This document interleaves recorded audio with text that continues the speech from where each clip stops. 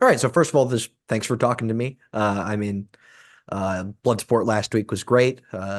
Really, and specifically was impressed by good old Nick Nemeth showing that amateur wrestling pedigree. But also in terms of recent events, I was curious. You don't have to comment in if you don't want to, of course. Do you have any thoughts on the recent settling of that UFC antitrust case, or just the regards of fighter labor in general? Yeah. I mean, it's not something I've been asked a whole lot about, but I do have my opinions. I feel like, for one, I've really kind of stayed out of it, mainly because I feel like while I'm not opposed to any aspect of collective bargaining or what I guess is generally referred to as unionization, I feel like people get one concept of what that means in their head versus, let's just say, looking at the big picture and seeing what is specifically needed. And Hmm. I think where I differ is that I'm not, other than the contract structures, which I feel are the thing that are the most universal about any changes that would be made in that kind of regards. When it comes to fighter pay, I'm not aligned with anybody, it seems like, because while on one hand, I'm going to say yes, absolutely, there could be a lot better fighter pay, but where that fighter pay is really the problem is not at like mid card and below.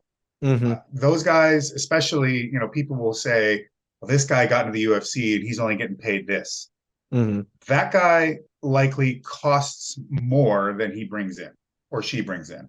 And where this issue really rises is I feel like a lot of the folks that are arguing for unionization, they're thinking about it in like a SAG AFTRA or maybe Teamsters or your general thing that you think about when you think about unionization.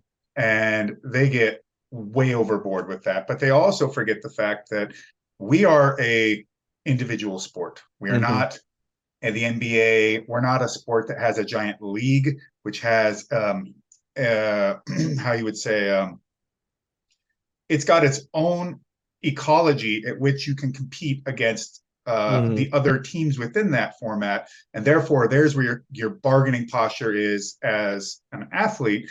But then um, within that, you've got these massive like beasts of team structures with these big wealthy groups behind them and giant and cities and all this kind of stuff. We're just us, and the Hmm. UFC is the only thing that is the large creator of capital, let's say, towards this endeavor. And so on one end, you don't want to like stab the UFC to death and bleed it out, because Hmm. if that doesn't exist, then where do you fight? Then you just go to the next one and the next one. And if there's less competition, then you don't have the ability to play those things against each other. You can't really create a market value or test a market value. Ngannou being able to go to boxing gave him opportunities. PFL existing, whether or not we ever even see him in a PFL cage, it still gave him some kind of bargaining posture. And so did the existence of places like Ryzen and Bellator. And we can argue, who's the biggest. We all know who that is, but it's not really, people have a hard time really thinking abstractly and large enough. Not to mention, there's a whole lot of information that is needed, in my opinion, to really try to narrow in on what the most important things are. And like I said, I think it's mostly important. One, the contract structures. I feel that Hmm. that could absolutely be adjusted in a way that is far more fair towards the athletes, or at least less uh, less restrictive in ways that don't like anytime you see in perpetuity, and if it's not about their ability to just exploit the event you were in. I get Hmm. it. They paid to bring you out, they put the show on and all this. Yeah, go ahead, man. Sell as many DVDs as you want. I get it. Use my picture around the show as need be, because the more you see me, the more you see the show, the better off that is. Plus, if they can't sell the thing that they put together, how the hell are they going to make money? And Hmm. people will say, well, the percentages of how money is distributed is inequitable, and that's completely unjust. Well, it really isn't about the guys and gals from fight 1 to 6. Hmm. For the most part, it is not. What it is really about, it's about the people that start becoming a draw. And that's where the biggest problem is. Hmm. And, love him or hate him, the best thing Conor McGregor did in this regard was to fight to get out of that contract or to create a gap so that he could go and do that boxing match. That was massive. And, people are going to generally strike at the lowest hanging fruit. And that is, oh, well, that should have been me, or I'm a better fighter than him, or all this kind of stuff. And it's like, it doesn't matter. He's the one that made the opportunity for himself, but it also becomes an opportunity for you. And I know that I've harped on about how ahistorical people are these days in general, but especially when it Hmm. comes to fighting. This is the same thing with Gina Carano, and nobody Hmm. remembers this.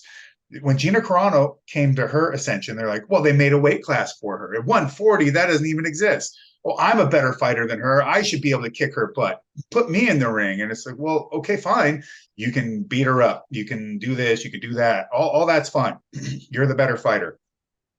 You will not magically inherit Gina's movie deal she had. You will not get her time on American Gladiators at the time. I'd be like, well, Gina Carano's not a better fighter than you. Well, this person, then it doesn't work like that.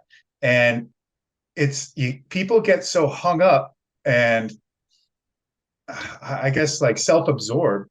And look, man, fighting's tough Hmm. because you have like this much of your life to make the most of it, and you never know how long that's going to be. I get it. It can be incredibly brutal, unforgiving. But I also feel like, before I go back to my Gina Carano example, people kind of want things to be wrapped in bubble wrap. And these were never those kind of endeavors. Pro wrestling, fighting, race cars, right? If you drag race, F1, it's not as much as we can put safety measures in there. These are dangerous, deadly uh, endeavors, Bloodsport. right? It can't be. It You neuter it, it isn't what it is. Not to mention, one of the great things that I always saw as a kid about this is I felt like it was a chance to take my destiny in my own hands. And Hmm. ultimately, that means you're going to run across a lot of things where you think your idea, your presentation, your performance is the best one, but maybe others don't. And it's tough to think that there's a an aspect that is very merit based, and there's an aspect that has nothing to do with that at all. And that's where I say, look, man, we're fighting for the entertainment of the audience. If the audience isn't there, there's no money to even get into this discussion about. But back to the Gina Carano effect. The thing is, if people see somebody that they feel now is capable of, let's just dumb it down, making them money in a broader picture, it can go to television or movies or, I don't know, pop singing, whatever, anything, right? Expand into the rest of the world of media. It won't start and stop there, especially if they do a fair enough job and they are able to draw in some audience that maybe wouldn't have been there before or had interested people just by their inclusion. That means they're going to look for somebody else and somebody else and somebody else. That's all of a sudden Erin Tohill's on American Gladiators alongside Gina Carano. When at one point she's like, I'll kill her. And it's like, yeah, maybe, but it doesn't matter because her being the person to begin with gets you in the door too. And once you get in the door, that's your opportunity to see if you really could overtake this person's cultural position and cachet, maybe, or at least exceed it, because you can't have what they have. Just by beating them, it doesn't mean you get their contracts, you don't get their fan base. Maybe, yeah, your social media will increase, but it's not like all of a sudden they have to close their account and all of their followers go to you. It doesn't work that way. And so when it comes back to the collective effort aspect of well, it's specific to the UFC at this point. Hmm. For me, it's like I want to fight my ass off for the draws who don't just inherently get pay-per-view points. If you're on a Conor McGregor card, but you get no points, it doesn't, other than just maybe getting more eyes, it wouldn't matter. And a thing that people are unfamiliar with is after maybe one or two pay-per-views in UFC, I just said to my manager at the time, I go, put me on no more pay-per-views. I don't want to be on a single one. He's like, why? I go, why? I mean, I don't know what that number is going to be, and I don't get any of it. They wouldn't give me any when I first saw when I was trying to resign.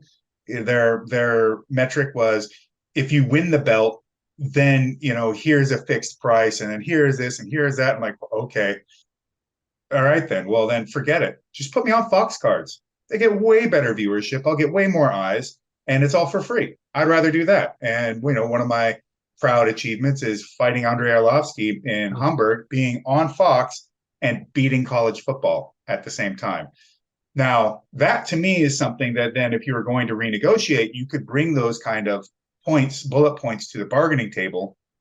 And whether or not you'd be very successful at being able to negotiate with the UFC at that period in time, or maybe even now, different argument. But for me, the thing that I think would help everybody would be in regards to the structures of the contracts.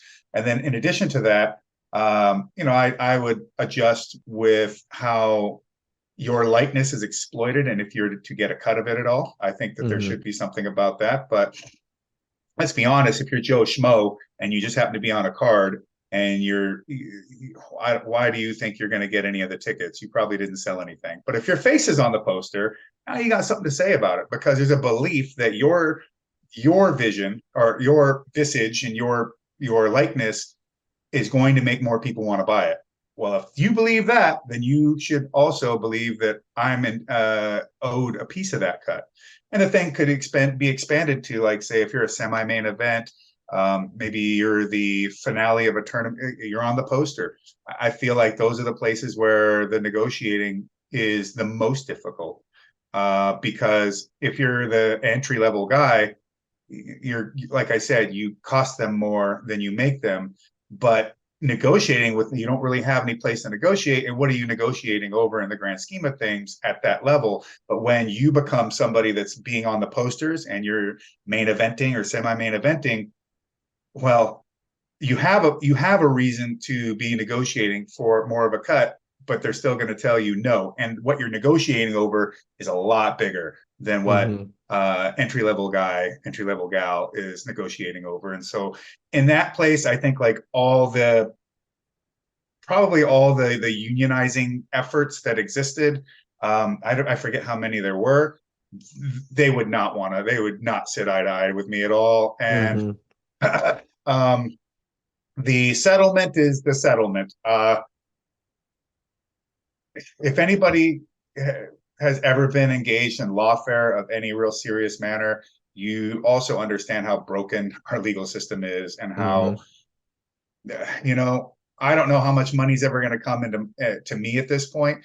But, if I wanted to, I could sit back and be like, yo, okay, cool. But guess what? Weigh me against everybody in this suit who had nearly the entire end of his career destroyed because USADA was hell-bent on trying to punish as many people as possible, and had nothing to do with trying to be a fair, just organization or to be helpful to any of us. They tried to just absolutely wreck me when we met all of their requirements, all of their aspects of fact-finding and investigation, and their decision was, oh, well, if that's not useful to us, smash him anyways. He'll probably just roll over. And then when I didn't, okay, well, they went all the way to the board with me, and I smashed them. I whooped their lawyer's butt in cross-examination.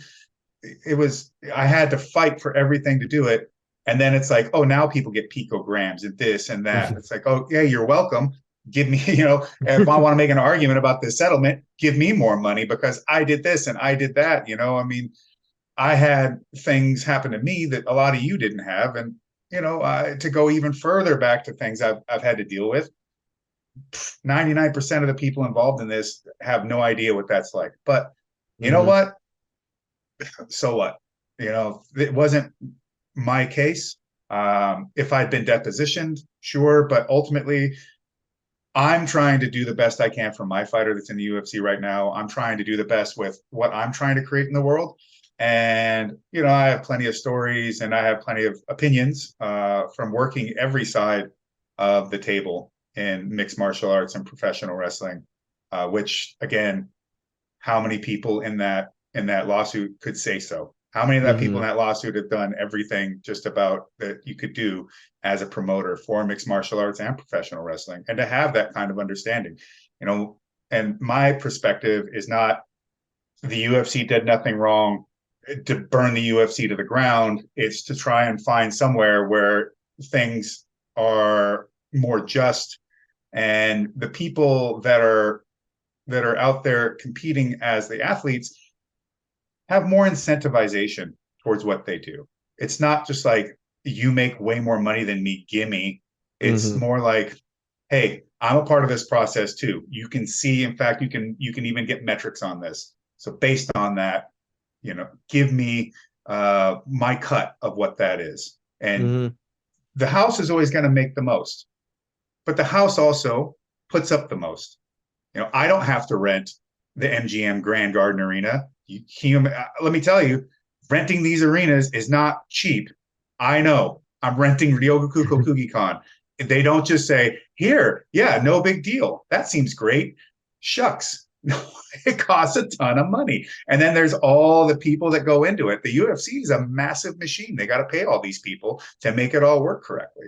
I don't care that the house gets the biggest cut. I just want to, I personally, from a fighter's perspective, want to see the fighters able to maximize their leverage in what they're doing and drawing. And there's where, even going back to professional wrestling and the way it used to be, you know, Hmm. you have a bad house, you get a bad cut. You have a great house, you get a great cut. And people would absolutely melt down over that pay structure at this point. But if you think about it, you know, that's very much like that's direct meritocracy in that sense, right? You know, Hmm. I'm the main event.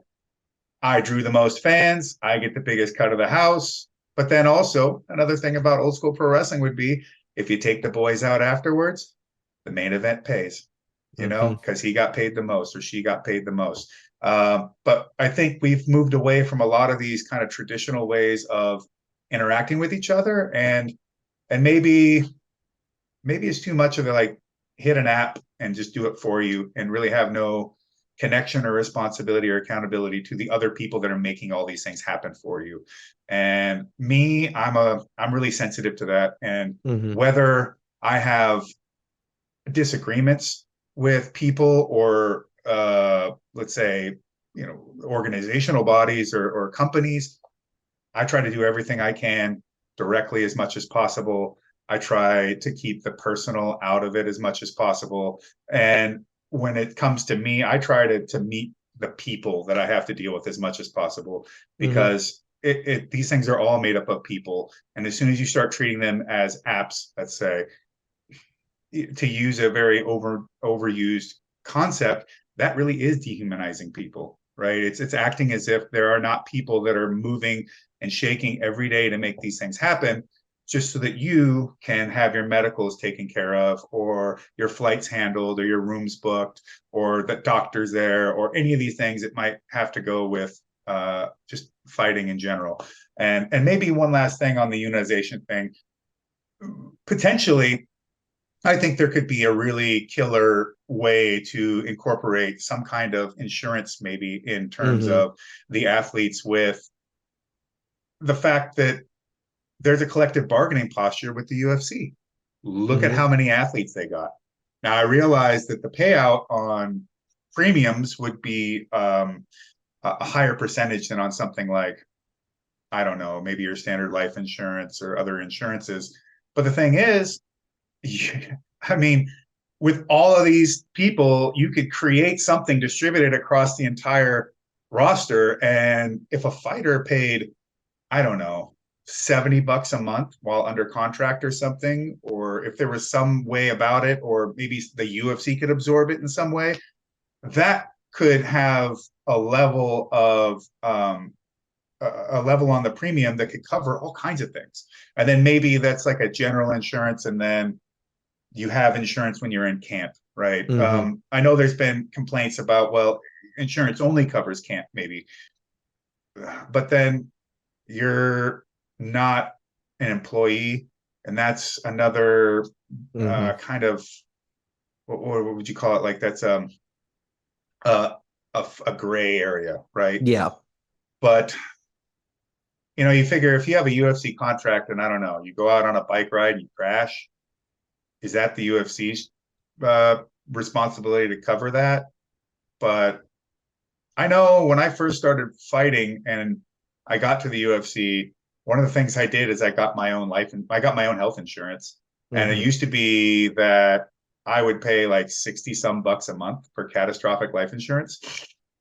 And so my deductible was something like, I don't know, 2,500 bucks, which people might be like, whoa, what the hell? But here's the thing, because I knew all my doctors around me. I knew um, doctors of different um, uh, disciplines and things like that, and I would meet them for one reason or the other. Like when I had shoulder surgery or if I had my knee scoped, I'd meet these doctors, and most of the time they're all professional athlete doctors. Like they work for a pro team, like the Sonics or the Seahawks or whatever. And it's like, well, those guys are just doctors like anybody else, right? Like if you go into their network, you can get seen by them, especially if you tell them, hey, I'm also a professional athlete. But for anything other than a surgery, I would just pay them cash. And Hmm. because I had real relationships with these people, I'm not hitting an app on a button on an app. I'm making these relationships with them.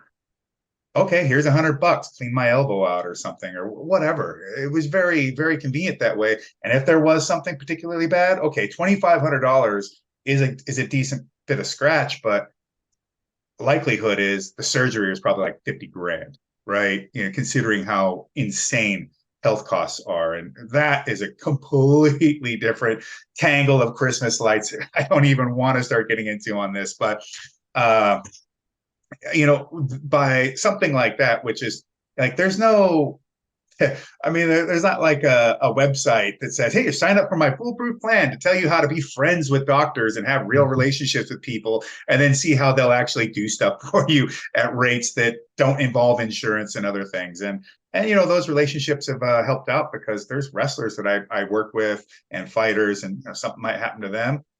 Boom. I'll go to this doctor over Hmm. here, that doctor over here, and I'll hit them up and go, hey, man, they don't have a ton of money. They don't have like a ton of insurance. So to do this small thing, what would that cost? Oh, well, here's this cash price. Good, cool, that'll work. And uh, that's at least one way that I myself was able to kind of have a bit of a buffer if something should happen. But um, I think my overall position on this is I hate the idea that any one of us is just one bad incident away from just having an awful situation become even worse. So, Yeah. um, but those are all discussions that could have been had. And at the end of the day, I am not against the collective bargaining or trying to figure out a better way of creating a relationship between the fighters and the organizations. But you know, I just I've always been here. No one wanted to hear it. Fine. You do you. And whatever that check looks like when it comes in, good. It'll go towards good things. Like I don't know. Well, hopefully not car parts as expensive as those are for any car projects. But Or uh, 40K figurines. oh God, another thing, it just annihilate your bank account. But it'll go towards blood sport. It'll go towards um, working with my MMA fighters and things of that nature. And I'm a builder. I'm trying to make cool things of the world and bring people along. That's my Hmm. goal. Well, I can certainly appreciate that. And thanks for sharing that because that was a great answer. So unless I'm mistaken, you made your professional wrestling debut against Yuji Nagata at the Tokyo Dome for the IWGP title. So what set of circumstances leads to you making your debut for the title in the Tokyo Dome? And how are you feeling as you're walking out of that tunnel to do that as your first pro wrestling match? Well, I have a little secret for you. I Hmm. don't think I've ever said this on any podcast, but actually, Yuji Nagata was technically my second professional wrestling match ever. With Oh, my okay. first professional wrestling match being a tag team submission grappling match on a AMC Pancration card or something like that, a local card in Everett, Washington. And it was me and Ivan Salaverry versus Alexander Otska and Chris Munson. Not Jeff Munson, Chris Munson. Hmm. So, anyways, they sent Pride. Otska was still a contracted Pride fighter, so they sent him over to train and of course, increase his skills. And I don't know how we got all roped into this, but we did. And we just knew that, okay, me, Ivan, and Otska, okay, we can work a match. We can put this together. But Chris, if we tell him that it's a work, he's going to screw it up and it's going to look, and everybody in Uh, the audience is going to know that this is a work. So we're not telling him. It's a shoot to that guy. oh, that I trained for 6 months pro wrestling a Uh-huh. year ago or so. And my trainer was Jake Oman, who spent some time in Wrestle One, and he was talking about how the dojo system over there, sometimes they won't even tell the people that it is a work, and they'll let them in on it eventually and just start calling finishes to what's ostensibly shoot grappling matches. So that's interesting that kind of paralleled that.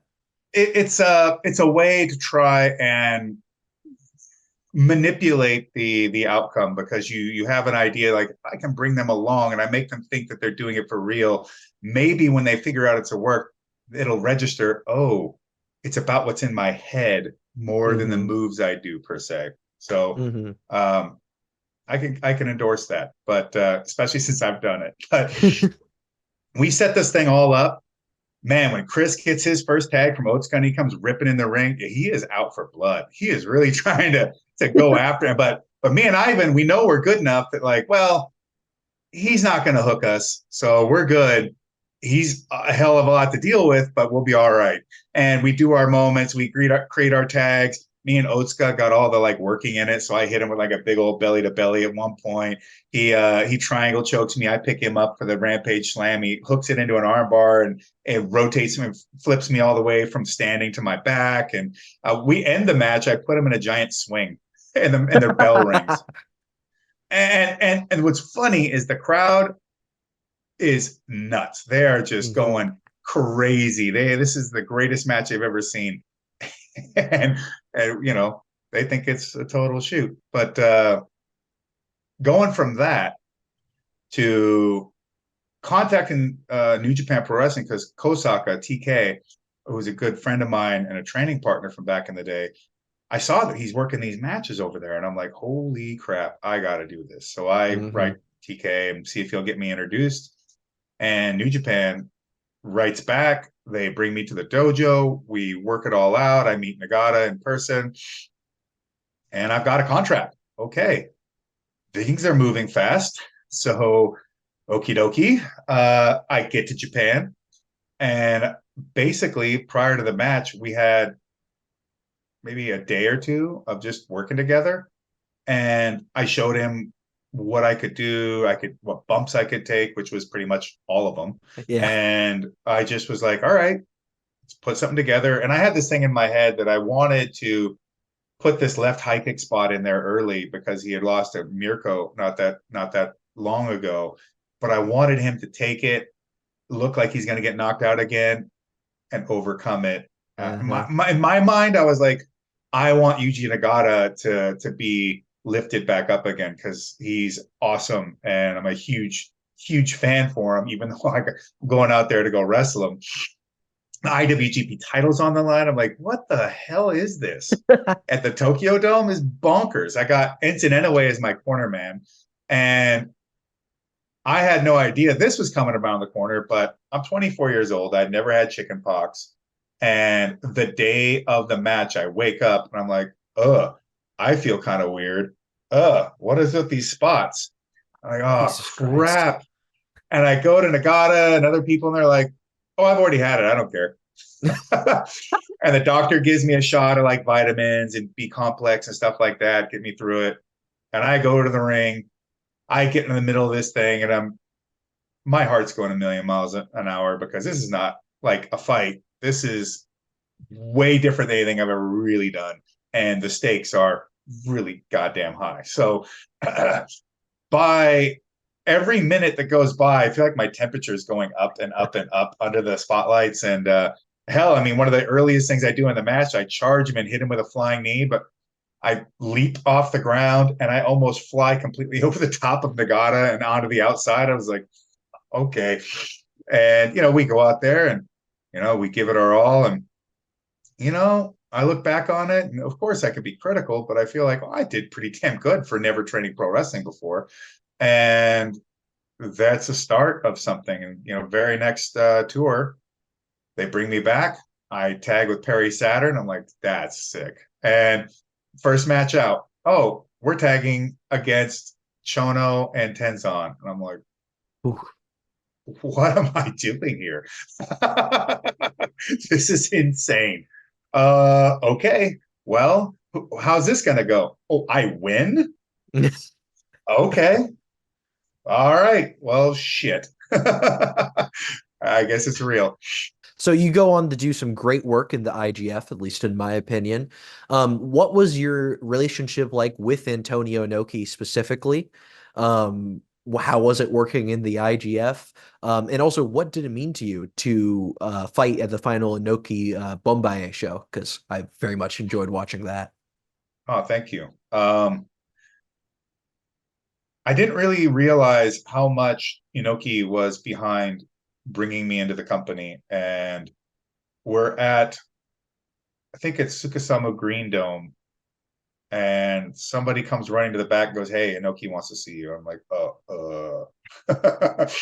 So he brings me in, and I'm sitting down. I talk to him for a little bit, and then somebody else is brought in the back, a wrestler.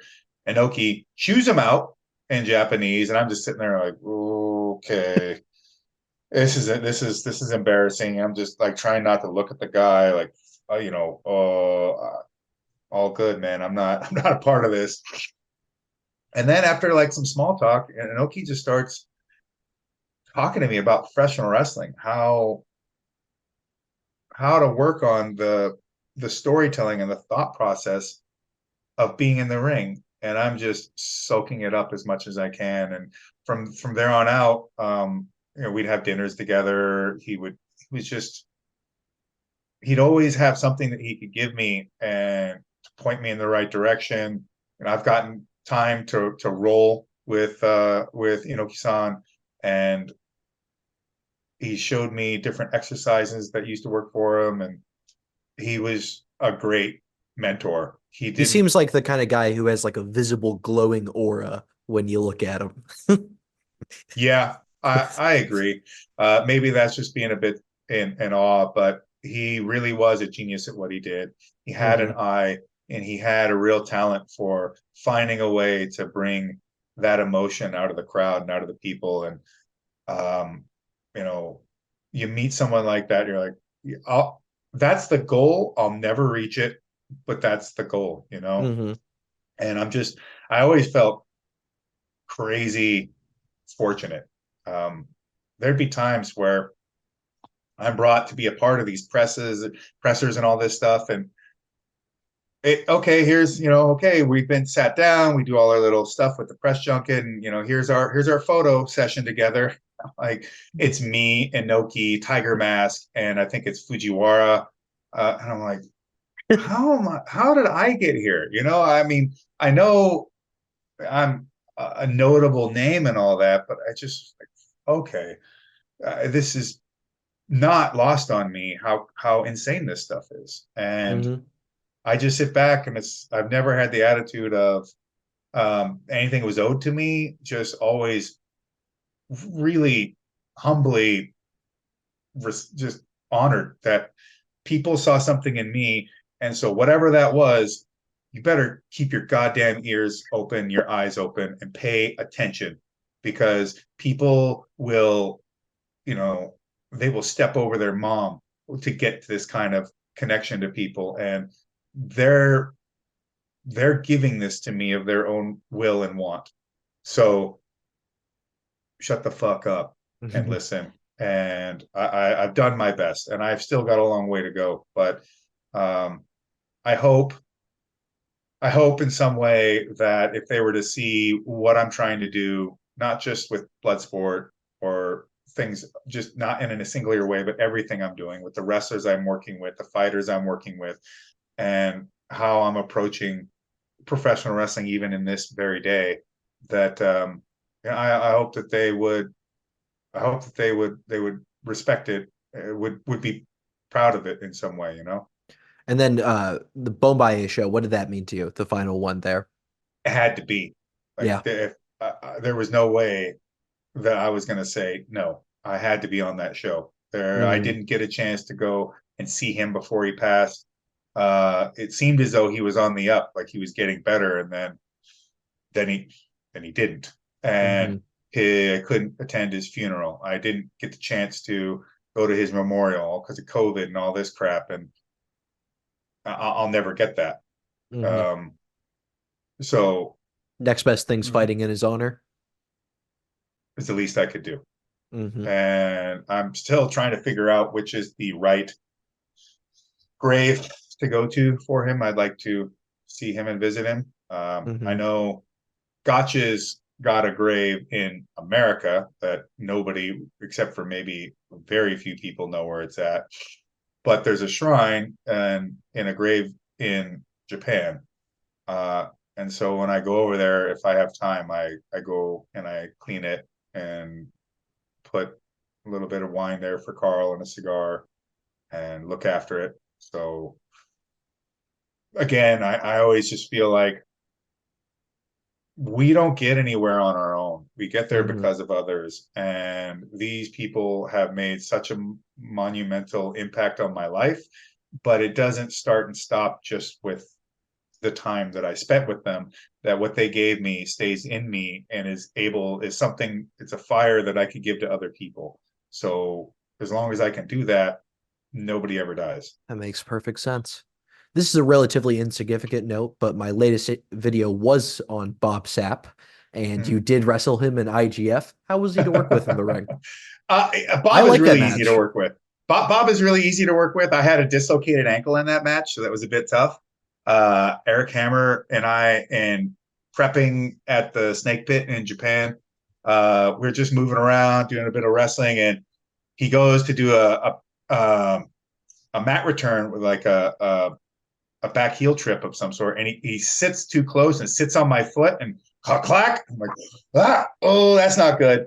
And I remember it's me and Ogawa versus Takayama and Bob, if I remember Hmm. right. And I'm all, well, that is not good. So I taped the ever living shit out of that foot, that ankle, and just went in there. I'm like, please, whatever you guys do not like Achilles lock me on this leg or start jacking around with his leg. Just move away from that. But very easy to work with. Plus, I was Bob's coach during his big run. I was a part of that whole Bob Sapp like explosion. I worked with him. It was me and Maurice Smith working with him before his Tamara fight. Um, and I remember being in the back, and I love Maurice to death, but he has a tendency to be a bit too nitpicky about things at the wrong moment. He's right, Hmm. by the way. Maurice Smith is a genius at fighting, but it just would get into Bob's head and he'd start to feel like I don't know anything anymore. And they love to argue with each other in general. They're both some of the most argumentative people you'll ever meet.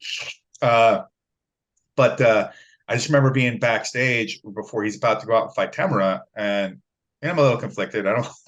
I mean, I need Bob to beat the crap out of Tamara, but it's like it's Tamara. So, however, I'm also saying, look, man, this guy's no joke. If you give him a spot, Tamara will mess you up, and that's not our job. So the very last thing I did with Bob is, we're going over all this stuff, and I just go, look, man, trap him into the ropes, cut him off, cut him off, cut him off. Don't let him run and chop at your legs. He's got a heavy kick, and he's very quick, very skilled.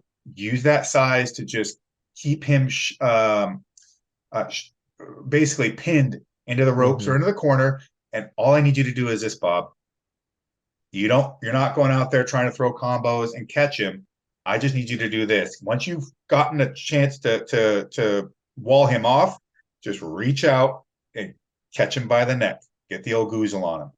Now all you got to do is punch where your hand is, and you will land a shot right on the chin. And if you watch that fight, he cuts him off, kind of takes a few, and he goes, whoop, he gets him into the ropes, whap, down he goes. And like perfect. And then I was brought over to Japan. I lived over there and trained Bob for weeks and maybe even months on end. He beat Cyril Abidi, and then I trained him to fight Ernesto Hoost. Yeah. And I worked off of, there's a great breakdown by Lawrence Kenshin in Striking Breakdowns, which goes over how I trained Bob for that match and how I looked at a whole bunch of footage of Ernesto's fights, especially against all the opponents that were significantly bigger than him, and where he would struggle with his style against those guys. So I took that and built that into our game plan, and Bob was able to put it together, and away he went. And I didn't work with him after that, but then we meet up again in IGF. Now we're on opposite sides of the ring, but easy peasy lemon squeezy, So I really enjoyed in your singles match versus him in IGF. You work a lot more of a conventional pro wrestling style than the shoot style, and I just thought it was interesting because it's apparent there that you can do that. You can work a conventional pro wrestling style should you need to. I don't know. I just thought that was an interesting note. Yeah, I mean, it's surprising to people. It's just like I can hit a drop kick if I want to. I can run ropes. I can do all kinds of stuff. If anybody watches my old New Japan stuff, they'll see there's a move that I used to do where if someone's whipping me out of the corner, I'd reverse it right into a flying armbar. And nobody was doing it, so I decided that I could put that together. And then Shinsuke at the time was like, "That's pretty cool." And I go, "Oh, well, why don't you do the same thing, but it goes into a flying triangle?" So if you ever seen Shinsuke Nakamura do a whip reversal into a flying triangle, there you go. That's me again. Oh, I have my handprints all over kinds of stuff in professional wrestling. You might not know, but the great part about it isn't that I did it, was that we're just helping add more things to the whole mix. And if a more professional style is needed, yeah. And in fact, I can still do that. And there's moments where I think that is the best course of action. If depending what the nature of the match might be, if it was in AEW or WWE or New Japan, and who I'm working with, yeah, I might completely go to a more pro style. I know with Narita, I was about to bring that up. yeah. Well, it's funny because when I get backstage, Rocky and a few other guys are like, "Holy shit, man, you can hit the ropes." I go, "Yeah, I can hit them real fast, actually, but I just choose not to." And even in New Japan, I used to do stuff like hook them on purpose, so I wasn't running the ropes, because I figured, well, if I'm the shoot guy, why do I want to? The more pro wrestlery I get, I want that to be more of a signal of the more I'm venturing into somebody else's strengths. And therefore, that would be an opportunity for them to have their comeuppance against me. The more that they go head to head with the striking and the submissions, the more I should take control. And so with this dynamic, we can find a place where I have weaknesses and they have weaknesses, and then we exploit them, we stay away from them, and so on and so forth. And we use these things to build that story into what we're doing and make it so that everybody can follow along with this kind of thought process. Who knows if there's a point at which ropes need to be ran? Yeah, watch out. I can do it.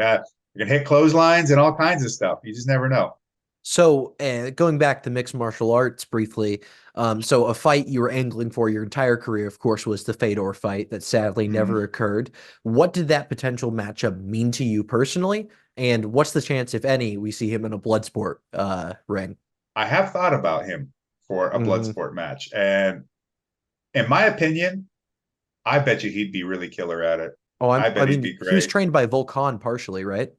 I believe so, him and Misha, but I don't know that any of that would have been really particular to professional wrestling. I Yeah. just think that he's smart enough, and he looks to me like he's got this kind of suppleness to the way he moves, which is really key, and which is why it may not even look it, but this is why Eric Hammer was pulled into pro wrestling by me, is because I just knew that he had this ability to be as big as he is and as fast as he is and as strong as he is and move very, very lightly as need be, and be very quick, agile, and like I said, supple.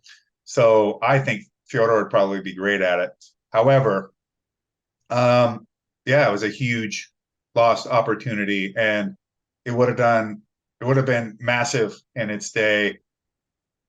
Although, kind of sadly, I feel like, let's say I'd gone out there, taken him out in some sort of spectacular fashion, if that had been the case. Uh, I don't know that the cachet would have carried all that more into now, Hmm. because during Fedor's final runs, Hmm. it's like it was like there's a half that knew who he was and really cared, and another half that's like, who? You're like, well, okay, I can't account for what the culture around this was going to be at this point in time, but it's kind of sad that that is the case. But But if the baby-faced assassin faced Fedor back in the day, it would have mattered, and it would have mattered to me more than anything else. And that's, I guess, where it lies, mostly just in my heart. that's perfect. So Bloodsport Bushido obviously is coming up. What are the origins of that as an idea? Well, I'm sure you've always wanted to run Japan as soon as you started doing pro wrestling shows. But how did that get secured? And is it possible we'll continue seeing multiple Bloodsport shows per year coming forward? I'd like to see multiple Bloodsport shows. I don't have any intention of ever making it something that's monthly, bi-monthly. I think about four is probably the sweet spot. But it really just comes from the fact of always wanting to do a show in Japan, wanting to take this project and bring it there, also because now I would have all this access to Japanese wrestlers that are either more difficult or not possible for me to bring to shows in America. I didn't necessarily realize we were going to end up at Yokokuko KukiCon, but here we are, with the biggest show for Bloodsport to date, and by far the biggest endeavor I've ever been involved in. So uh, the only thing to do is to try and bring the spirit of what this show is in America over to Japan, and give it a bit of a Japanese tint to it.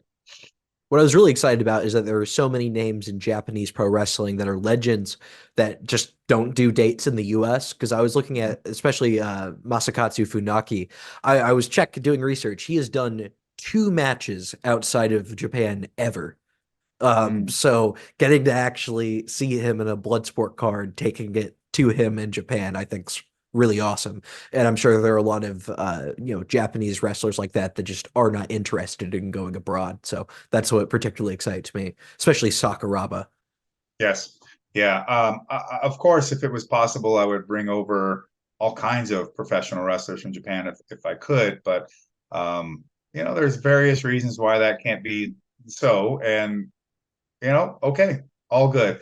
Then if I can't bring, was it Muhammad to the mountain, I'll bring the mountain to Muhammad, or whatever the phrase Hmm. goes. So away we go. And I feel like we have something that could be fresh and interesting to all of these fans over there in Japan. All right. Little submission grappling question here. Craig Jones will often joke that he just sells wrestling to BJJ guys, and a lot of submission grappling has been skewing towards just incorporating wrestling into it. Where do you see the direction of submission grappling stylistically going? And what do you make of that as some more amateur wrestling going in there? There's a lot of truth in what's being said. Um, and as more wrestlers are around Craig, I'm sure that's having an influence. I like to think I had an influence on him, because we got together to train down at B Team, and we're not really going all out. We're really, I just said to him, I just came to steal all your moves. That's why I'm here. I don't care about whatever. I just want to move around with you and just feel how you approach things, and just learn from whatever your tactics are, because what's the point of going somewhere to just do what you always do? Allow the opportunity to be um, to be introduced to other ways of thinking and approach to the same problem. And I know one thing I did is I would let him take my back over and over and over again, and I would just shed it off and do this, and I just stand up. And so I'd said to him, like, go ahead, take my back. I'm just going to stand up. I'm going to do this. I'm going to do that. And then he puts out a video called "Just Stand Up," where he's just throwing people off his back left and right. But the thing is, we're all basically doing similar movements in a lot of ways, and some of the wrestling-based movements were not. They were ignored because people thought that BJJ, let's just say as the biggest dog in the kennel, had had the blueprint for all approaches towards movements in this area. But that's not true, Hmm. as we're starting to see, Craig has done a lot in incorporating wrestling into his work. Obviously, Nikki Rod is a wrestler who brought Hmm. his wrestling and adapted the submission aspect to it. Uh, but then even all the Danaher Death Squad guys, constant talk of pinning and all. It's like, oh, this Hmm. just sounds like you've been watching wrestling instructionals. Oh yeah. So now people are really understanding some of these amateur wrestling based concepts and integrating them into everything that it is that they do. And honestly, I don't see why that wouldn't make everybody's game better. Although, just like anything, you're not going to see always the same techniques used by the same by all of the different individuals within the sports, because everybody's built different things different, and so on and so forth. But I feel like it's been good to submission grappling, but always keep in mind that a lot of things run in fads, so to Yeah. speak, where something becomes the next big thing. Everybody starts winning with it. Everyone starts gaming towards it. Then somebody else will come around with something else, and then they all start doing that.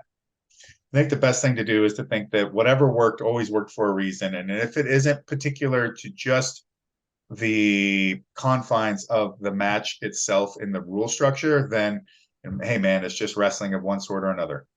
That makes perfect sense. So this is a more hyper specific thing, but so a Go constant for it. annoyance with me, and you watch UFC cards, it's specifically epidemic in women's MMA, but it's everywhere, is the shitty headlock throw into a scuffed scarf hold is all I can describe of it. So I do own one of your instructionals where you talk about the scarf hold, but what is your idiot's guide to not getting your back taken from the scarf hold? Well, for one, don't do anything shitty. Like, just don't do a shitty version of whatever it is you're gonna do. Yeah. And yeah, I know the women's MMA headlock trope meme. Oh. It's bad, but it's fixable. It is. Hmm. Really, if you're going to hit a head and arm throw, hit it properly, either with a pinch or a reverse, or there's a lot of ways to hit it. Wade Chalice has great technique and great initial teaching on how to hit that throw, which I steal from Wade from training under him. And I think it's a great way to teach kids and everyone how to get involved in using that move. But ultimately, I kind of trace it back to when I was coaching like Hitomi Akano, who is a judoka, but really leaned a lot more heavily on her judo than say maybe Megumi Fuji did, who's Hmm. also a killer judoka, and she definitely used judo in the ring, but she had a more wrestling attack than Akano-san did. But my thing with Akano-san is I would just say, look, hit your throws if you can, but realize that unlike in judo, obviously there's no ippon. If they re-roll, counter, they slip, just keep moving. Don't, as long as you don't sit still, there's a possibility to turn this from just a mistake that maybe is now sitting in the back of their head, like, oh shit, if I let this person clinch up with me, there's a potential I might get thrown, or missing a throw, accepting the bad position, and then getting mogged while you're there. um, which you just gotta embed that thoughtless concept of just continually going. Um, Hmm. but uh, look, anything you do has a potential to be countered, to put yourself in Hmm. a bad position. First, learn how to do the move properly. Second, understand what makes it work and what makes it fail. Once you know that inside and out, you can build up like 3, 4 different things to add to them, whether you score it or it's countered. And sometimes having those counters set as a trap, knowing that this person is likely going to put their all into stopping attack one, but it will leave themselves vulnerable to attack two. Sometimes that's even that much better. Kind of the concept of Billy Robinson, where he'd say, uh, "Leave them three doors and hide behind one." Hmm. Thank you. That just bothers me. Um, something I've asked another shoot style wrestler who's done an interview is you can say this for a shoot, you can say it for pro wrestling, you say it for both. What is your personal favorite application of a double wrist lock? And you can't say Volkan's double wrist lock suplex, that's cheating. My favorite application of a double wrist lock.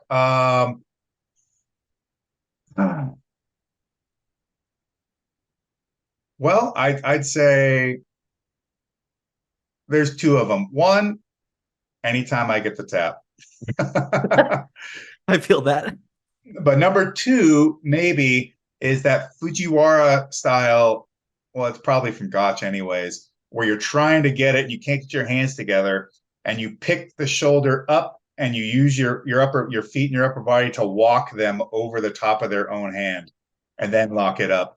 Because by the time you set their body over the top of their own arm, it's usually absolutely excruciating. Plus, there's a potential that as you're doing it, their wrist ends up kind of dangling into the mat, and you could jam them on top of their own wrist at the same time. It's just awful. So yeah, probably one of those two. But yeah, I like it anytime it works. Let's say from the head pinch position, that's all pretty killer because you got so much space to play with. Perfect. Question I was just curious about, did you grow up as a fan of professional wrestling? Oh, massively. Okay, yeah, Yeah, because I couldn't really find much of that anywhere. If so, who are your childhood favorites? I kind of veered towards the bad guys, although it Don't kind we of all? it varied at times whether the Road Warriors were bad guys or good guys. But that was one of my absolute favorite teams: the Steiners, the Road Warriors. I loved Vader. Um, I was a huge Sting fan as a kid, Hmm. as one should be. Obviously. I thought the Four Horsemen were cool, but I always was rooting against them because they were bad guys. Uh, Even though I liked bad guys, I liked Macho Man and Demolition. I thought the Big Boss Man was pretty cool for some reason as a kid. I mean, but then when you look back on some of his work, it's like this dude really moved.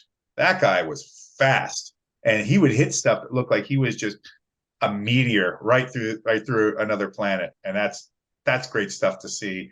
I always liked the Heart Foundation. I thought the Ultimate Warrior is really cool because he was just such a berserker, but he wasn't like my guy. Like if you had taken me to a store to buy an action figure, it wouldn't have chose him. And I was never a Hulk Hogan fan as a kid. I was like, oh, whatever. He doesn't do anything. But then as I got older and go watching Hulk Hogan, I'm like, oh wow, he didn't have to because he just had you. And also meeting Hulk Hogan made everything he did actually count so much more to me. Looking back on it, it's like you shake his hand and it's like this gigantic catcher's mitt. You're like, oh shit. If he actually balled that fist up and hit you with it, that would be awful. Or looking at the size of his legs and you're like, if he leg dropped you, your head would want to squirt off into the second row. It was just like ping, like the cap on a Bic pen, you know? It's like, okay, well, when a guy that big does stuff like that, it's nuts, you know. But I like the Powers of Pain. I liked all the like the nasty looking dudes. That was just kind of my thing. And I liked everybody. I was always thought like Dean Malenko and Chris Benoit and those kind of like vicious technicians. I always thought that Hmm. was cool. And then when I found Japanese pro wrestling, I think originally by seeing Jumping Bomb Angels and WWF and Liger when he came to WCW, I was like, what the hell is this? I was I got about to to see ask more. because especially I love talking to folks in like a grew up in pre-internet age, how Japanese wrestling got in there. Because it sounds like by the time you're debuting in New Japan, you're already in awe of a lot of those workers. Oh yeah, I mean, a good portion of what I would do in the ring was homage to Akira Maeda because he was one of my absolute favorites. And this stuff came from going to Japanese video stores in Seattle and renting out the dubs that they would do of pro wrestling shows. And that's how I found UWF. or UWFI. That's how I found rings and some New Japan stuff. And then I started tape trading on the internet. Um, you would just see just such badass stuff that Hmm. wasn't available to you otherwise.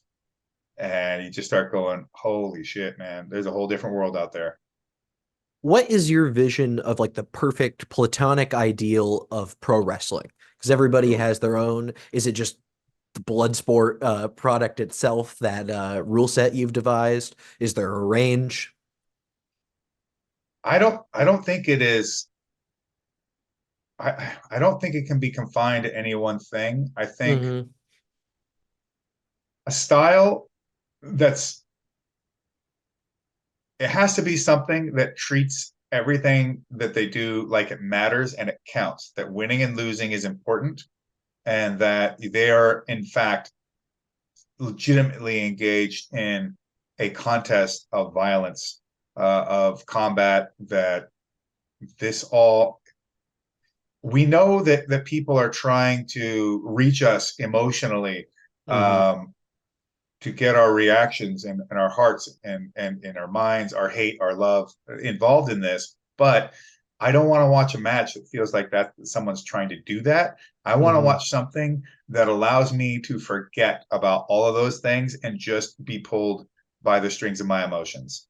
That's what I want to see. And to do that, I feel like you need to do things in such a way, in the way you approach it, not just the moves you do, but the way you stand in the ring, the way you approach engaging with these opponents, that doesn't have people uh, leave their suspension of disbelief. I don't want to pander to them. The characters are always needed. People that talk to the crowd, people that are showboaty, glitzy. Obviously, we're made of so many characters in life, but these things can't come at the expense of wrestling. Hmm. So I guess it's not really an exact pin down answer to a Oh, style, that's fine. but that's the way I see it, and it could be accomplished in just about any style. I think, Hmm. um, just about. So Yeah. I'm pretty happy with Bloodsport as a style, which people, they say it's shoot style. I'm like, yes, but it's not UWF, because that was a different era, a different time. Um, we look we look like ourselves more Hmm. than we resemble that, and that's because to try and recreate the UWF would be a total failure. It's one, you'd Also, need a dojo system. Two, people thought UWF was real, and those guys hmm, all trained. And by the way, not all those matches are works. yeah. So it's just very different way of approaching things. I was going to say, and especially even within Bloodsport, you are not working the same way that Speedball Mike Bailey is going to work. No. People are bringing their own perspectives Mm-hmm. to the show itself, rather than in UWF, where most people are wrestling a more similar style, at least a little bit more homogenous. Um, Furthermore, from that, were you, I assume you were, the big 10th Bloodsport, were you happy with the show overall? And in general, I was wondering, are you proud of one John Hannigan slash Bloodsport slash Johnny, many different names, especially because I knew you trained him for his boxing fight? Um, yes, I think we really smashed it with Bloodsport 10. I'm hypercritical of everything I do, so I have all my own little notes, but and I mean for everything, including myself. And I'm always proud of John Hennigan. He's a great man. He puts his ass to work for what is important to him, and he's a really sincere, giving, and a great guy. He just really is. And I'll extend that. I'm proud of everybody in my show. Hmm. Um, I always let them know how much I appreciate them, how important it is that the ethos of this company is not just that it's the hardest hitting event in professional wrestling, and that we're approaching it from this perspective that everything matters, but also that nobody should leave this ring without being seen in a higher perspective and a higher light than when they got in. And Hmm. if anybody, regardless of the outcome, leaves this ring lesser than when they showed up, we screwed up. Like Hmm. that is a huge problem for me. And so far, I don't think that's been the case. And I've been really fortunate to have all the people that have wanted to be a part of this project and have helped us continue to build it all the way to 10 events and now moving on to this new one in Japan with Bloodsport Bushido. What's your secret dark magic behind convincing as many companies as possible to lend you their talent? Which I Uh, suppose I think you answered at the beginning by talking about treating things as personal relationships rather than apps. But it seems like you have a nearly mythical ability to just because you have WWE talent, AEW, Impact, New Japan, all on that show. You have the astronauts coming in. uh, well, that's why the eclipse happened the other day. So, side I was in the effects. path of totality. um, but no, it wasn't. At least it was the eclipse from Berserk. Boy, Hmm. that'd be something else. But yeah, I guess that's what it really comes down to is just I'm not trying to come to anybody for what they can do for me per se. Like I am not treating any of these relationships like they're all conditional. Um, we all are here to do business, so there is a conditional aspect to it. But part of that is like you don't owe me anything. I don't owe you. So if we can make something happen and we're all happy with it at the end of the day, then awesome. If we're not happy with it, that's no good. So let's try to do what we can for one another, and over time, you start building trust with these people that you work with, and things like this can happen. Like uh, Charlie Dempsey and Shayna Baszler being on this card. But as much as that is awesome, and it really is beyond awesome, it's you got to remember that card was full of AEW, TNA. Hmm. There's people from Big Japan. I guess I've had guys that have been people from Noah, from WXW. Like it's just all over, and I try to make Bloodsport a neutral place where the wrestlers from anywhere can show up and try their hand at what we do and be in an environment geared towards letting them flourish as much as possible in this environment that is so stripped down that there is nothing but themselves that can be shown to the world. And when it comes to those relationships that allow these wrestlers to be there, it's just by one, the wrestlers want to be there, and that makes Hmm. it super easy to make these things happen. When they come directly to me and say, I want to do this, I will go to my company and talk to them and or anything of that nature. That's already, you pretty much you won already.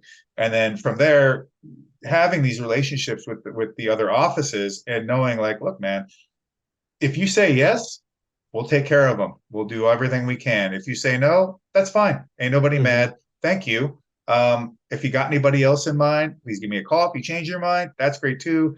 Otherwise, I'll see you around. And so far, so good. This has all worked out incredibly well so far, but I'm not looking to sit back and relax and throw my feet up and go, oh yeah, well I've done it. Now there's a lot more to do, and I'd like to think that there's a lot more I could do for other wrestlers. And I know for a fact, I'm not going to throw names out there, but there are already other wrestlers from big companies all around the world that absolutely want to be in this show, not just the one in Japan, but just Bloodsport in general. And I would love to do what I could to make that happen, to create compelling matchups that would make these people not just incredibly happy to have had the opportunity, but walking away feeling like, yeah, I just did something that I couldn't do somewhere else. And this fucking rocks. Of course, you can no comment this. Would some of these wrestlers happen to be members of the Blackpool Combat Club, some of whom might be retiring later this year? Anybody, it could be from anywhere. There you go. Um, who is a professional wrestler that you think more people should take influences from? And you can't say Josh Barnett. That's cheating. No, I wouldn't have said that anyways. Okay. But a professional wrestler people should take more influences from. Um, well, I think Antonio Noki would be one of them, but maybe that's a bit too on the nose, being as big as he is. That's acceptable, but yeah. I would say not a particular wrestler, but I feel like if anybody thinks like they can't tell an appropriate story in 6 minutes, go watch UWFI. Hmm. And there are tons of matches where you really can feel ebb and flow in a story being told, and watch how that unfolds in just such a short time. I think I hmm, I want to pick some guys or gals that people would. Well, everybody is really hip to watch the highlight reels of stuff like the old Joshi gals from the Hmm. 90s, but spend some time like with like Mariko Yoshida. Watch her. Uh, she can do some dynamite stuff, and of course you've got the Manami Toyotas, and watch the when you watch some of this stuff, don't just watch wrestling and highlights. Go back in your mind and try to imagine what would it be like to see Dump Matsumoto and her crew, like Bull Nakano and all them. Imagine what it must have been like to see them storming down the entryway with nunchaku and shinai and all this stuff, and imagine what that must have been like to the fan base at that time, and how absolutely over the top that would have been. Don't view it from you sitting here now. Think about what that impact must have been. I try to explain, like, imagine the first time you would have heard, I don't know, Black Sabbath, or even when, some of the not like Rockarola level Priest, which was great, but like coming into British Steel and staying class, and you're hearing all this double bass work. Like that must have just been like, whoa, what the hell? Think about Hmm. how amazing that must have been. Think about how scary Slayer was when Show No Mercy came out. Like it frightened me as a kid, and everybody. So it's trite when you look and you weigh it today. It's different when you try to put yourself in the mindset of what must this been like back then compared to how everything else was. And when you do that, I think you can really see where the magic is for those, why those people got over so huge. I think Nobuhiko Takada and Akira Maeda are not. I mean, people like seeing them do all their shoot stuff and batter people, but it's not just about that. There's way more to what it is that they're doing, and it doesn't matter whether they're using techniques that you wouldn't. Look at how they tell the story. Look at how they treat their opponents and how they adapt and adjust to those opponents. And that's really important because pro wrestling isn't about moves. It's about the story. It's about how you build these things in the ring and who you're working with. And other than that, I mean, if I could just pick a name,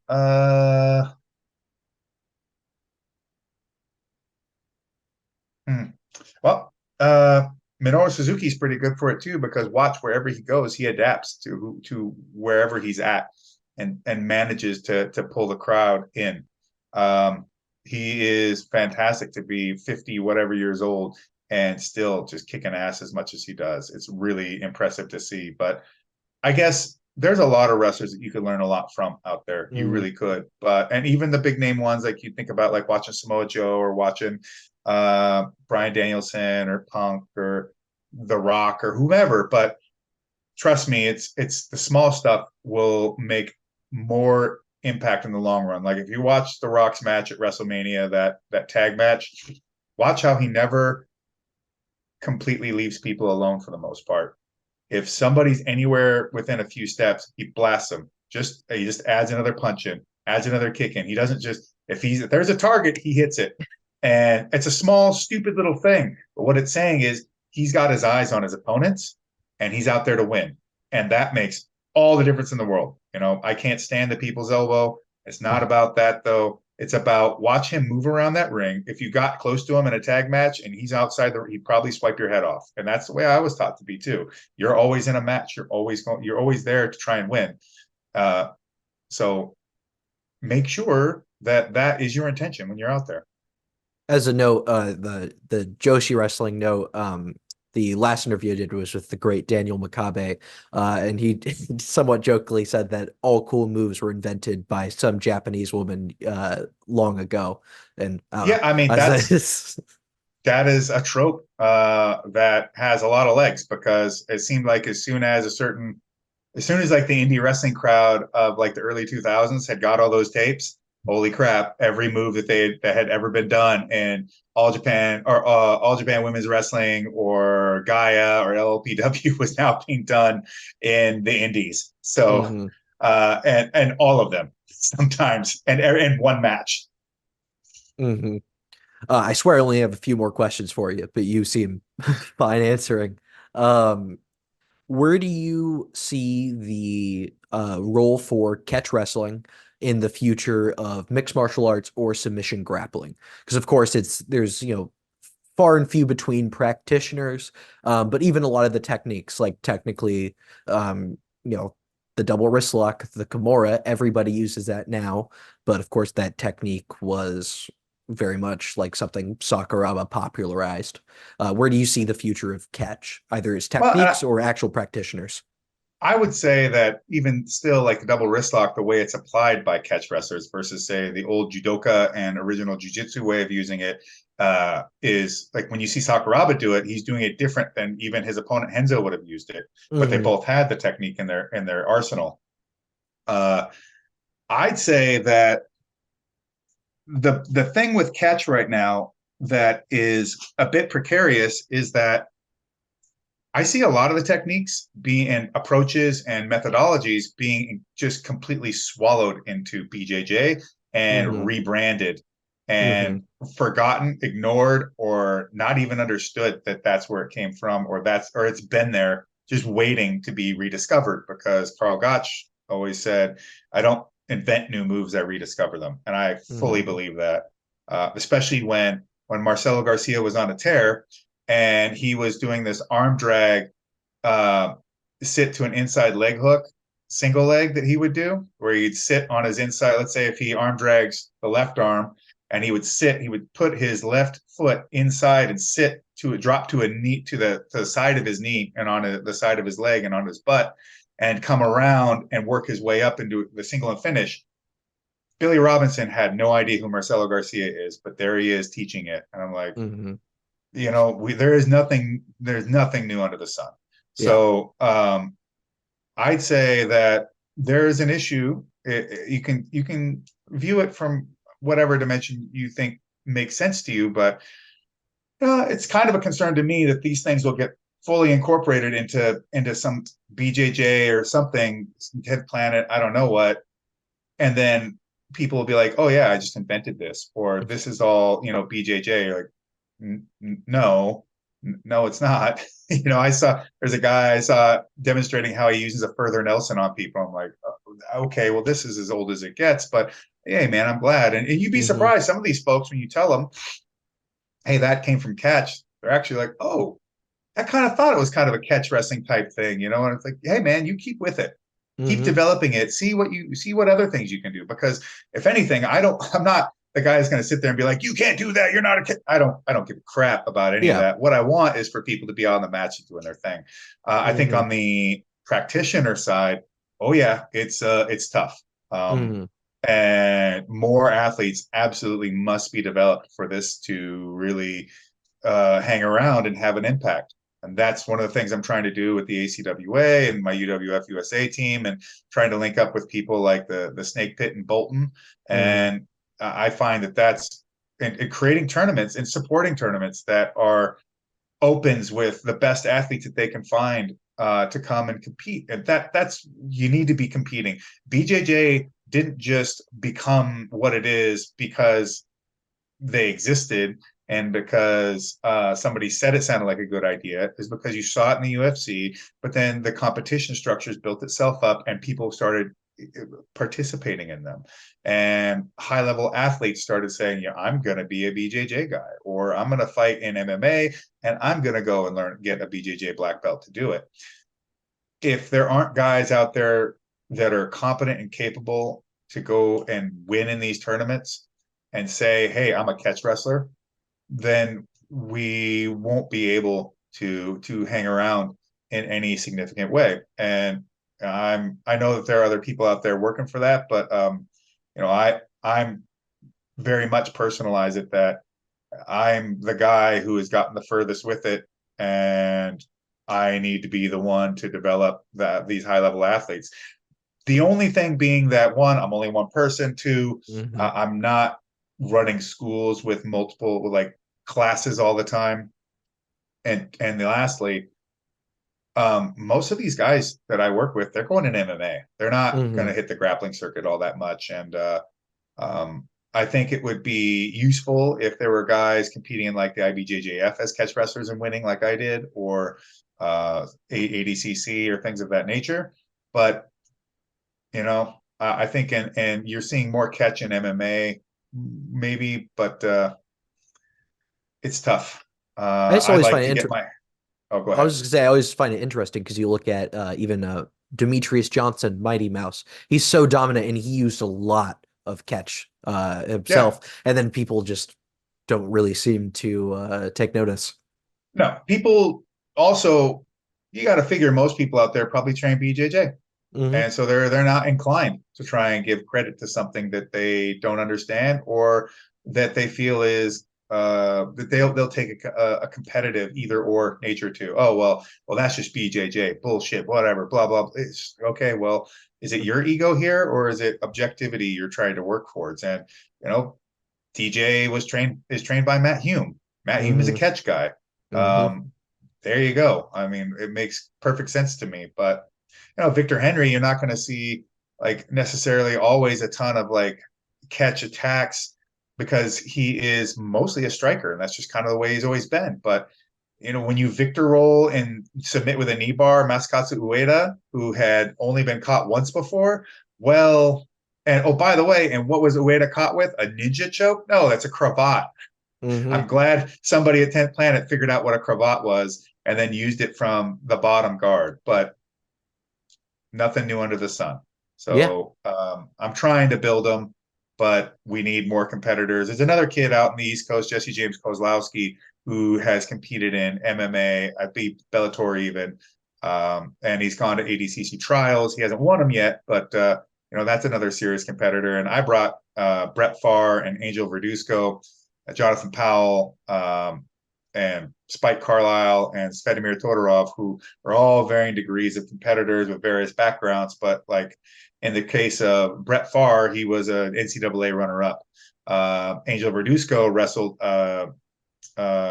like D3 or NAIA, so he's also a collegiate wrestler, and they both won their tournament brackets over there in England last year, and that's a good sign. And the more we can do stuff like that, I'd love to get Tony Nelson, who's a four-time NCAA All-American, one-time runner-up, two-time national champion in catch matches. But not it's not easy to get everybody to go out there and compete, especially when they've had such decorated careers as that. Well, if you ever run a show in the mid or a tournament in the Midwest, I will go there and I will get strangled. Um, but I've been training grappling for like 2 years, so I'll die, but it'll be That's fun. awesome, man. I mean, whatever your level is, sure, just get Hmm. out there and do it. Hmm. It's so much fun, Oh yeah. and I think it just makes everybody a kind of doesn't make everybody a good person, that's for sure. Hmm. But I think that it can go a long way and into giving a different approach to the world, learning how to work for something, no matter how hard it is, how to suffer for the right reasons, and also you're developing skills that you could Hmm. use if need be, or just skills to use in the environment of grappling, just for to have more fun, to be more. You can feel yourself level up, and I think that's a really great thing for people. Second to last question here, kind of going off the catch wrestling question. A quote by you that's always stuck with me is you were talking about, I can't remember which hold you're applying, but you say, if for nothing else, to be a dick. And that has, especially when I'm rolling with my brother, but no, that's always stuck in my head. Do you think that's part of like catch beyond any techniques? You've talked about pain, using it as a lever before. Do you think a lot of the essence of that sport is just philosophical, with that sort of idea of pain as a lever, or just the, I guess, ideology that informs the sport? I got that from wrestling, just being an Mm, amateur wrestler, and that was come from a few little tropes. And one of them was just because they know what you're going to do doesn't mean they can stop it. hmm Also, do everything like you mean it, and nobody is going to willingly let you do anything. You have to hmm make them do it. And with that, catch has tons of pain compliance. So did old amateur wrestling. Go watch a Wade Chalice match. But no, all as soon as you get to the highest levels, everybody's out there to win. Everybody is good. Everybody has seen pretty much every technique before, and they hmm have an answer for a lot of these things. So if I need to create some kind of advantage in my favor to get you to move a particular way, or make you think about one thing while I'm going after another, so you can say distraction, or to just simply get you to be like, I'm done. Like, I want to quit. I'm going to use pain. I'm going to use pressure. I'm going to try to hurt you and distract you and get you completely discombobulated, wear you out, get you breathing so hard, but be putting the weight right through your sternum, so you're not getting a good breath in. Keep your face buried in the mat. You can get all the leg hairs and sweat droplets up your nose. You know what I mean? Just put you in all the worst places I can think of to try and give myself that little bit of extra edge. Make you take shallower, worse breaths than fuller, better breaths. I mean, as simple as that. And when you're fighting, sometimes the easiest thing to do is to just whack a dude in the face and see what happens. Everybody's a black belt until they start getting punched, and then their levels start dropping. And that's true. And what is, jaw jacking someone is hurting them. And now you give somebody this dilemma, like, am I willing? How much more of this can I take? Am I willing to deal with it? Do I want to deal with it? And then you'll get people making decisions that, if it's in your favor, are catastrophic for them. I think that, BJJ has it's got this forward facing mentality that we're gentle, it's all flow with the go with the flow. We don't use strength. And I just, there's a video of me saying that's absolute bullshit. I've rolled with ADCC champs and, highly decorated. Some of them might even be a coral belt now. They're all strong as fuck. They all use hmm tons of strength and tons of speed. hmm BS. Of course, there's a lot of technique and flexibility, and it depends on the athlete. But if they're not out there doing anything like 50%, this like some sort of Tai Chi master is wistfully moving around, and all of a sudden you just end up in an armbar, especially at the highest levels. They beat your ass. I was gonna say And, you've been there with Gordon Ryan, perhaps yeah, the GOAT, and I'm sure you could say guy's strong. yeah, he is strong. Not the strongest guy I've wrestled, but Yeah. he has a level of strength that is necessary to back his techniques up. He's incredibly analytical at his approach. I'd say he's the GOAT. He's really made being a submission grappler his entire raison d'etre to a degree, hmm where he has put so much effort, you can tell, into the philosophy and mechanics and approaches of doing what he does, that most people, I don't even know that they could take it to such a degree. It is hmm what he lives and breathes. And with it, you see the results. But even he had to understand that you needed a physicality to go with it, even as technical as you could be. And you can look at like the nerdiest guy out there, Mikey Musumeci. That kid takes his shirt off, he's jacked. He eats like a horse and he's jacked. So I promise you that kid's strong as hell. And I think it's only natural that if you grapple, you will get stronger. You hmm absolutely will. Maybe the weights won't necessarily show that, but the actual exertion of strength and force will be felt by the people that you wrestle with. I really appreciate the note on amateur wrestling because my brother and I always joke to each other that people who haven't actually been on the mat see like the single legs, but like 90% of amateur wrestling is shoving your head and knee into places where they shouldn't go. Yeah, exactly. And levering, putting leverage against necks and arms and folding people's heads into themselves. I mean, there's tons of that. And even on getting on a single leg, you're violently ripping this leg into the air to create an off-balancing scenario. And at the highest level, man, there are guys doing like go watch Frank Chamizo from Italy. It's insane the shit he will do to get out of a takedown. Like mind-boggling how he'll be in like a full splits and hopping around and his knees not touching the floor. He's on his hands. He's got one foot down. And you think like, how the hell is this guy not going to end up on his back at any moment? And he doesn't. It's just like, all right, this guy's feline. I get it, you know? Even at just like a very small MMA gym, I've seen men do Circus Olay shit to get out of those single legs. It's insane. Oh yeah, fully. All right, I have one final question, perhaps the most important we've covered this whole Mm-hmm. time. You have said elsewhere that the final cut of Blade Runner is your favorite movie. Is this still true? Firstly, is it? Yes, it is. Okay. Secondly, what are your thoughts on Blade Runner 2049? This is where me and IQ Wrestler go to blows. Yeah, Oh, okay. Okay, I we're in the love same camp. 2049. I love Me too. 2049. One, it was the best movie that year by far. Two, I really liked how they expanded upon what that world was. I mean, I loved the fact that they flew to San Diego and it's just nothing but a giant garbage pit. I go, oh, I mean, this rings, this follows. I even like Jared Leto's performance. I know that Jared Leto is very unlikable as a person, to a lot of people. I liked his weird, autistic, driven, blind, sociopathic performance.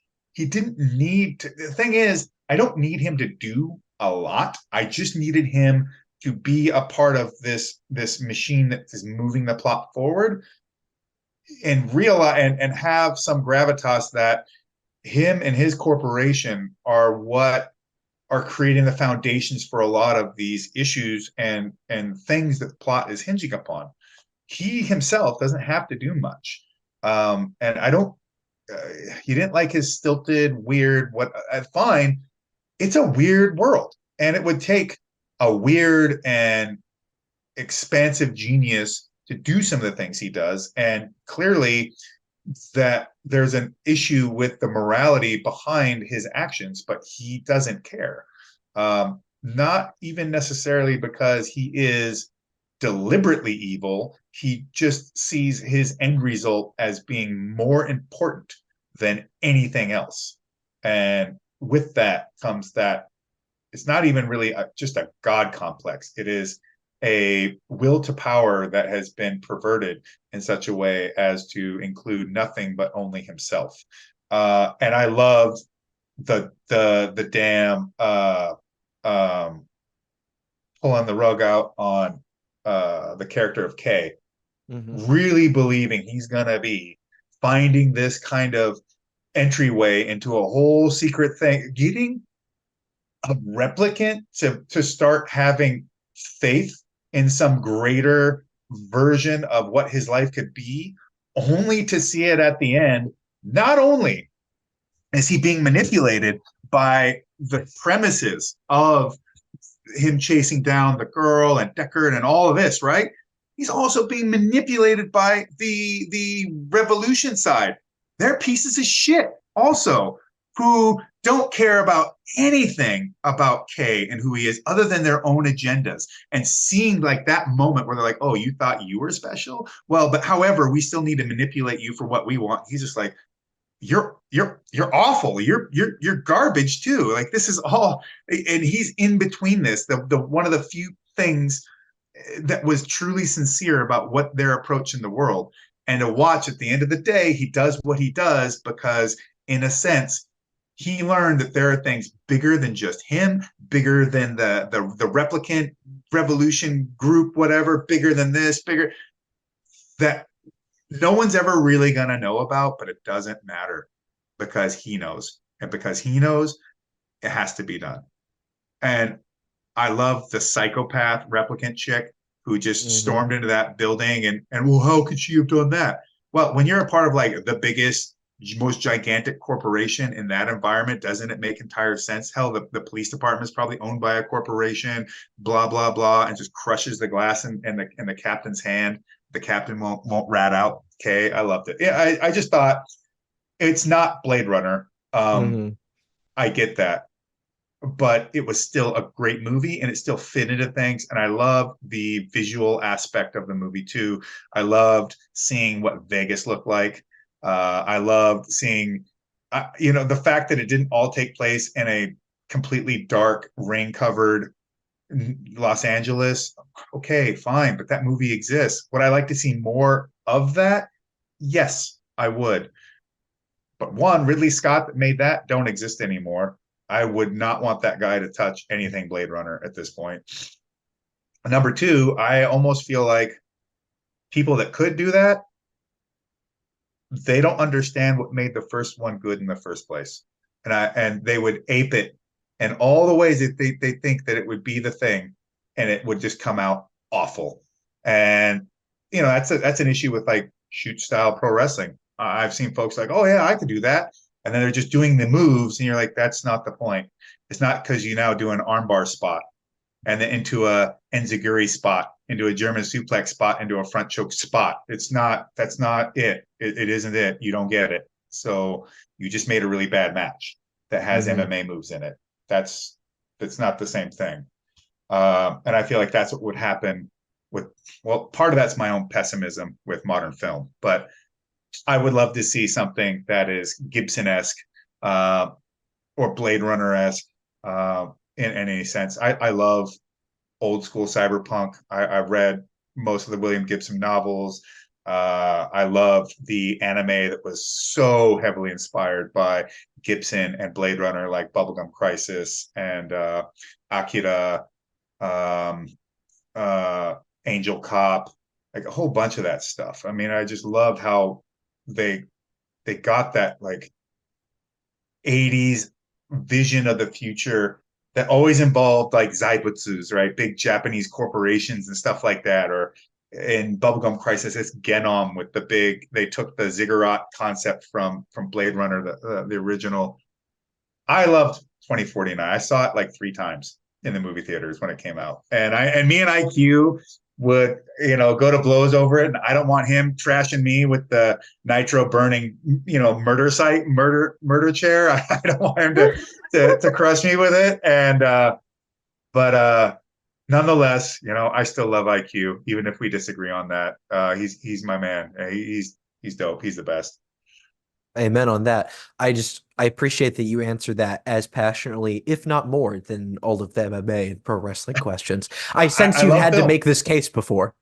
I have, and I love film. I really do. I've been in movies and I've done some TV stuff, and I'd do more if I had more time. But I really take it seriously. So if I'm not actively in a class or working on sides and things like that on the regular, I don't want to. I'd rather do nothing than go out there and give a bad audition and X myself out of potential things. And it's one of the things I said even when I got into acting. I go, look, if I could just be Brian James and have a career like that, I'd be happy with it. He was in Blade Runner, he was in Tango and Cash, he was in The Fifth Element, he was in another great film. He's been in so much different stuff, and I'm sure he had a blast doing it all, just being a character actor. It's awesome, and he's made my life better by him taking on the role of these characters and being a part of those films. So it's not always about being the main event. Sometimes you're the mid card guy, but if you're really kicking ass and you're doing what you can do the best you can do it, then you're a part of that process too. Sorry, this is brought up, I swear, final question. Okay. In that hypothetical 40K series, who's the character you want to play? Wow. I feel like if you pick particular characters, I mean, boy, that's a big Mhm. ask. Um, well, one, I don't know exactly what that setting of that's going to be. Or is it going to be Primarchs or is it not? Mhm. Look, I am the Warmaster. I will shave the beard and the head if I have to. So there is that. How long has it been since the beard has been shaved? How long has it existed like that? It's been quite a while. I'm not sure exactly. I know I shaved it down maybe 3, 4 years ago. And then I'm like, nah, it's kind of more me anyways Hmm. now. So uh other than that, I mean, if it's I feel like people like if it was like Rogaldorn, who's not a Primarch, but he is the head of the if we're not moving Hmm. back to first founding stuff, a character like that is on screen for probably 2 minutes because you don't make a movie around guys like that. Um, I couldn't really say, but I think if I could go either way on this, you could put me in a Space Marine outfit, or you could put me in a Chaos Marine outfit. Either way, I'm happy with it. But if we're going Chaos, I want to be Black Legion, All um, right. or World Eaters. If we're going Space Marines, then it's either going to be, well, I'd take any of them just about, but I would want to be like maybe part of a death company with the Blood Angels, or I know people would look at me and be like, "Oh, you're a space wolf." I'm like, "Yeah, sure, I will be Lehman Russ in a heartbeat." But part of me would probably want to be like Azrael of the Dark Angels. You Hmm. know, pretty dope. You get a big sword and a hood. Oh, I can see it. Well, without any more questions, I first of all thank you for taking this much time at this point to talk to me. Um, really means a lot. Well, you get a lot of requests on my side for a Hmm. lot of things, and you'll see that I'm sure people mean their best to like they want to do their podcast, they want to do their stuff, and hey, to each their own. I hope they're all successful with it in a way that makes them happy. But it's different when you come across somebody, regardless of what the reach is, that you can tell really gets it, is really passionate about it, and is going to ask you questions and have a conversation that isn't going to be shallow. And that's fun to talk to people that feel that way about things. Um, so that's yeah, that's why I was like, yeah, of course, yeah, no problem, I'll do it.